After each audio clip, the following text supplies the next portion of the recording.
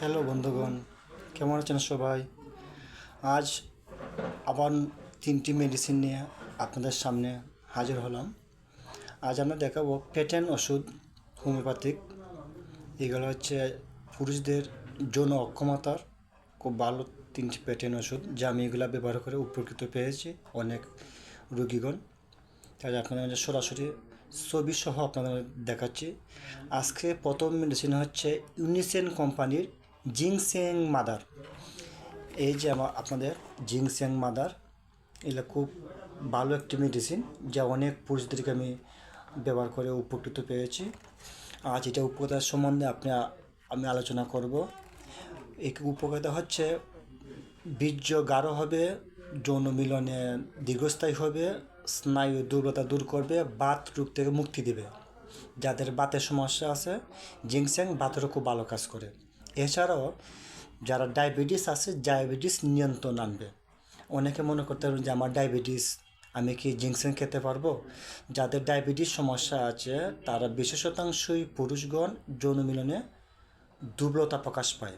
তো অনেকে মনে করেন যে আমার ডায়াবেটিস, আমি তো যৌন কোনো মেডিসিন খেতে পারবো না, আমার সমস্যা হবে। কোনো সমস্যা হবে না। আমাদের হোমিওপ্যাথিক জিংসেং মাদার টিংচার, এই মেডিসিনটি আপনারা ডায়াবেটিস নিয়ন্ত্রণ আনবে এবং জনশক্তিকে বৃদ্ধি পাবে। হচ্ছে এটা আমাদের একটা জিংসেং ইউনিসেন কোম্পানির খুব ভালো কোম্পানি। এই কোম্পানি থেকে আপনারা সেবন করবেন। আরেকটা মেডিসিন হচ্ছে ডি ফোর্স। এই ডি ফোর্স মেডিসিনটা হচ্ছে সেম সমস্যা সমাধান করবে। এই মেডিসিনগুলোতে আছে ট্যাবলেট জাতীয়। এই যে আমি আপনাদেরকে খুলে দেখাচ্ছি।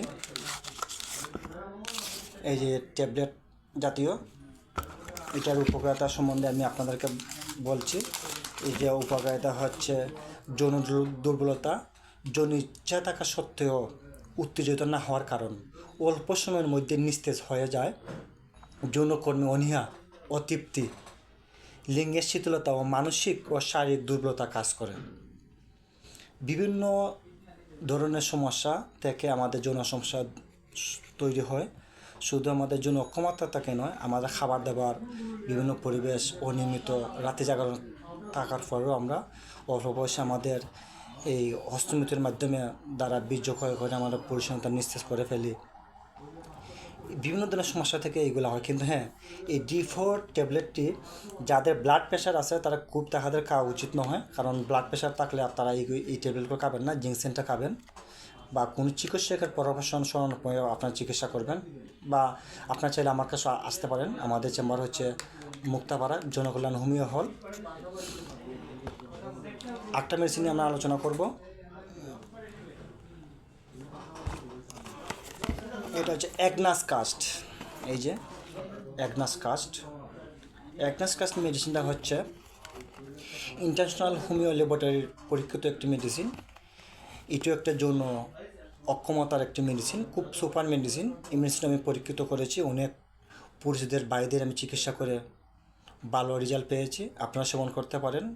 যাদের যৌন জীবনী অভাব, যৌন শক্তি ইচ্ছা অভাব, মনে ইচ্ছা আছে কিন্তু কার্যক্রম করতে ইচ্ছা শক্তি নেই শরীরে, যৌন অক্ষমতা, যৌনাঙ্গে নিরুত্তেজ, শীতলতা ও মূর্তত্ব নালী হতে হলুদ বর্ণের গনোরিয়া বীর্যহীন নিঃসরণ বাইর হয়, যৌনকতার অপব্যবহার করে, অকাল বার্ধক্য, যারা খুবই যৌন উত্তেজনা করে অল্প বয়সে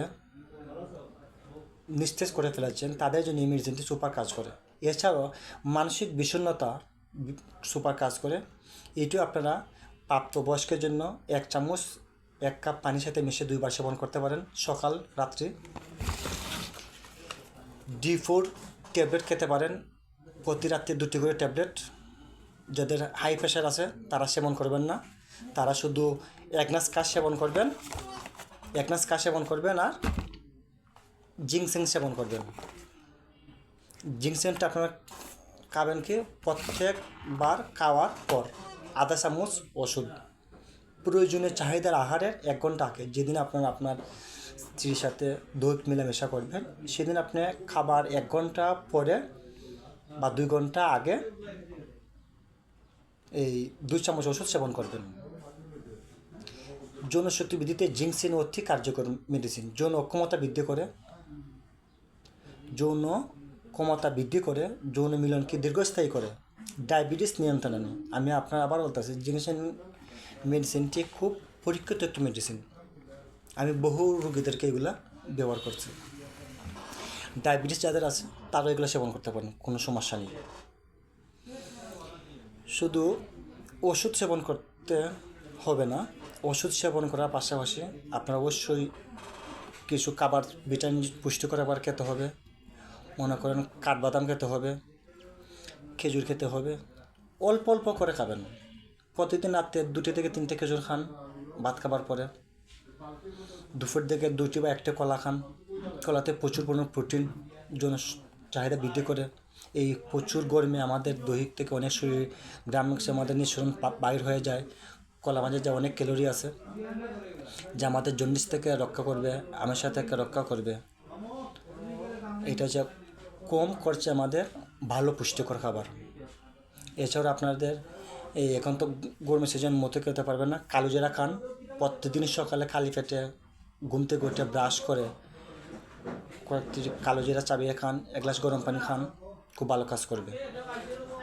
প্রতিদিন রাতে ঘুমানোর সময় কয়েক টুকরো কাজু বাদাম খান, কাঠবাদাম খান, চীনাবাদাম খান।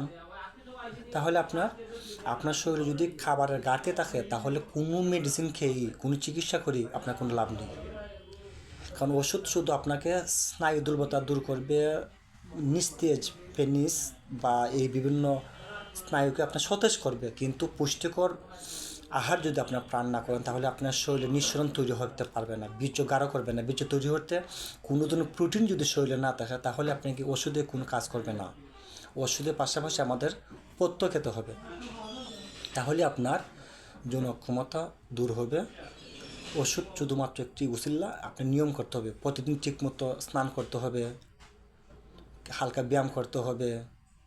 যারা বসে বসে দিন কাটান, বিভিন্ন ব্যবসায়, বিভিন্ন চাকরিজীবী, তারা প্রতিদিন না হলেও 10 থেকে 15 মিনিট হাঁটবেন, ব্যায়াম করবেন, ঠিকমতো খাবার টাবার করবেন, 11টার ভিতরে ঘুমানোর চেষ্টা করবেন।